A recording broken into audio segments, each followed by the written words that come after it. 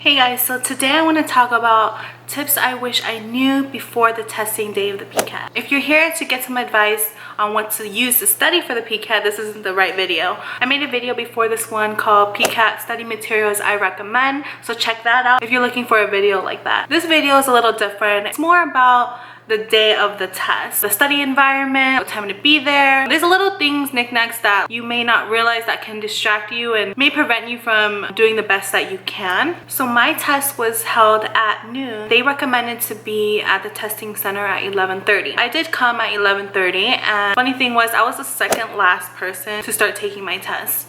If you didn't watch my previous videos, it's not like testing in a classroom where you all get your sheets at once. It's like 3, 2, 1, go. They take you back one by one and you all start at your own time.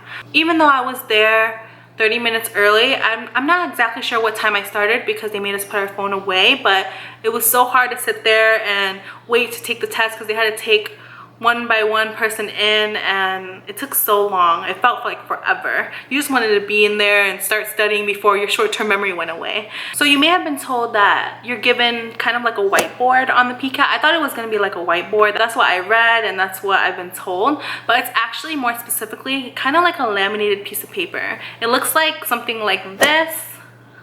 The pen we were given was kind of like an overhead pen, like, you know, back in the day in elementary school when the teacher uses the overhead, maybe some teachers still use that. It was a pen like that. So I wasn't used to that at all. I'm someone who's very picky about my writing utensil and the type of paper I use, so that kind of affected me too because it's just something I wasn't used to. Something you should also check too is if your pen works, because I realized that my pen was actually kind of dried out, so it was hard to use and I had to raise my hand to ask the person watching us if I can get a new pen, and that takes time because they're watching you from a window kind of area with a camera. They also provide you with earplugs. You think you might not use them, but you are going to use them. When I came in, it was a time where everyone was typing up their essays, and since I was late, everyone was going ham. Like, everyone was just typing like crazy and I could not think. Like, my heart was racing and I just couldn't even think. So I had to use the earplugs, but I wasn't used to them. I would actually recommend to study with earplugs. Buy some earplugs and put them in your ears and study with them so you're used to having that, because it might not be comfortable for you.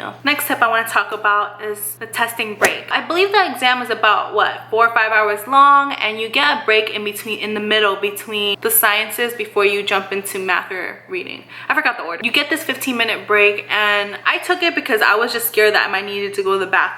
So I rushed to the bathroom, did my thing. I couldn't take the break. I was so like overwhelmed, and I was just like, I just want to go in there and get it done with. That was a big mistake for me. I believe that I really should have taken the break. I should have let myself calm down, like take deep breaths. I know it sounds silly, but I really think it would have helped, because by the time I got back in, I was so drained out. Once you take that break and you get out of the testing environment and you come back in, you're just in a different state of mind from my experience. What I should have done too was brought a snack. I did eat right before the test, but man, that test drains all your energy, all that brain power, all that blood rushing into your brain. It really uses your energy up. You are allowed to bring a snack you can leave in your locker that you can take a bite of or eat during your break. So I would recommend to bring something quick, not heavy, so that all the blood doesn't rush into your stomach before you dive back into your exam. And one of the last things, but one of the most important tips I want to give, is that every single question on that test is worth the same amount of points. Just remember that the first question that was an essay long is worth just as much